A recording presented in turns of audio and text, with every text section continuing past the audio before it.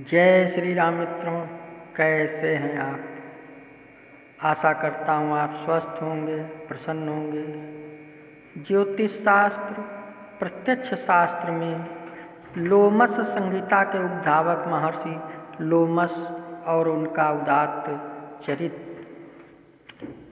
अतिशय दीर्घजीवी ऋषियों में महर्षि लोमस जी का नाम सबसे पहले लिया जाता है।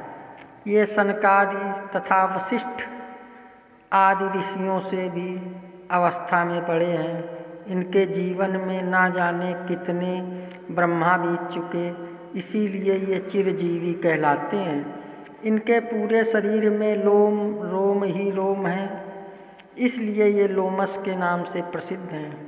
कल्पांत में जब ब्रह्मा जी का लय होता है तब इनका एक लोम गिर जाता है। इनको इतना दीर्घ जीवन कैसे प्राप्त हुआ तथा इन्हें काल ज्ञान आदि की विद्याएं कैसे प्राप्त हुईं, इस संबंध में ब्रह्मवैवर्त पुराण में एक रोचक आख्यान प्राप्त होता है। उसका सार भाग यहाँ प्रस्तुत है।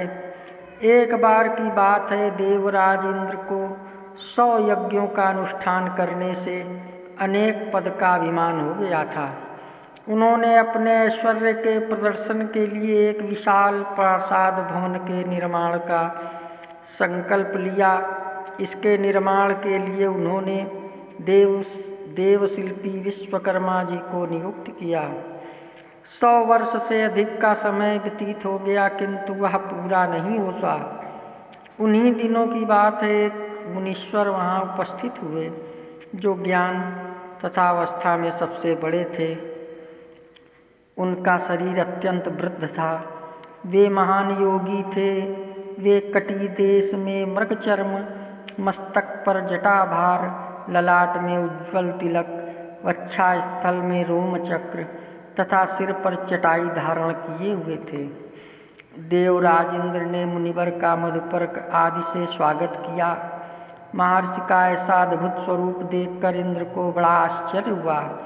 उन्होंने पूछा, मुनिवर, आपका आगमन कहाँ से हुआ है और आपका नाम क्या है? यहाँ आने का उद्देश्य क्या है?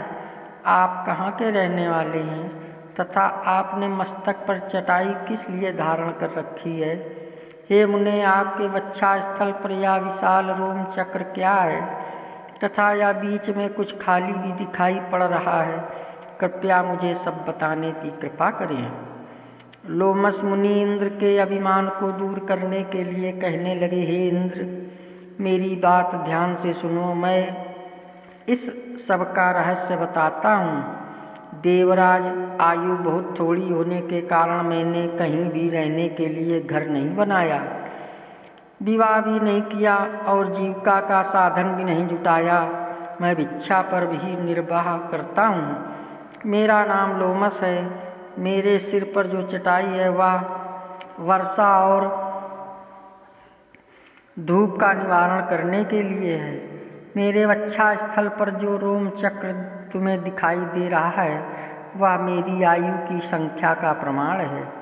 जब एक इंद्र का समय समाप्त होता है तब मेरे इस रोम चक्र से एक रोम कम हो जाता है। इसी कारण बीच में कुछ स्थान खाली हो गया है। असंख्य ब्रह्म मेरे देखते देखते विलीन हो गए हैं और आगे विलीन होंगे। फिर इस छोटी सी आयु के लिए स्त्री, पुत्र और घर की क्या आवश्यकता है?